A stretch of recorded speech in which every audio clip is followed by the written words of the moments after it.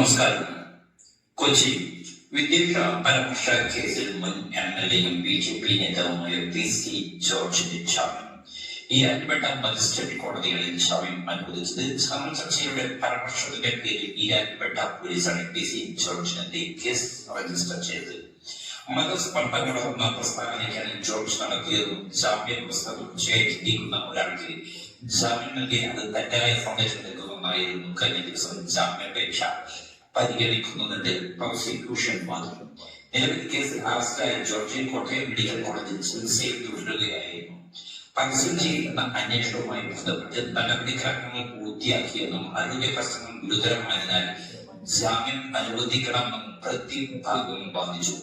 ആരോഗ്യസ്ഥിതി സംബന്ധിക്കുന്ന മെഡിക്കൽ രേഖകൾ PC ജോർജ് കോടതിയിൽ ഹാജരാക്കിയിരുന്നു. തുടർന്ന് കോടതി ഇത് പരിഗണിച്ച് ജാമ്യം അനുവദിക്കുകയായിരുന്നു. ജനുവരി 5 ചാനൽ ചർച്ചയിൽ മുസ്ലിം വിരുദ്ധ പ്രസ്താവന നടത്തിയെന്ന് ആരോപിച്ച് ഇതിലേക്ക് നൽകിയ പരാതിയിലാണ് ഈരാറ്റുപേട്ട പോലീസ് കേസെടുത്തത്. കോട്ടയം സെഷൻസ് കോടതിയും പിന്നീട് ഹൈക്കോടതിയും PC ജോർജിന് മുൻകൂർ ജാമ്യാപേക്ഷ തള്ളിയിരുന്നു.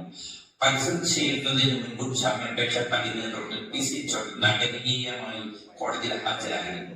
കോടതി കേസ് പരിഗണിച്ച PC ജോർജിനെതിരെ നേരത്തെ രജിസ്റ്റർ ചെയ്തിട്ടുള്ള കേസുകൾ റിപ്പോർട്ട് അടക്കം പോലീസ് സമർപ്പിച്ചിരുന്നു. പിന്നീട് അത് കേട്ട കോടതി ജോർജിനെ കസ്റ്റഡിയിൽ വിടുകയും ശേഷം റിമാൻഡ് ചെയ്യുകയുമായിരുന്നു.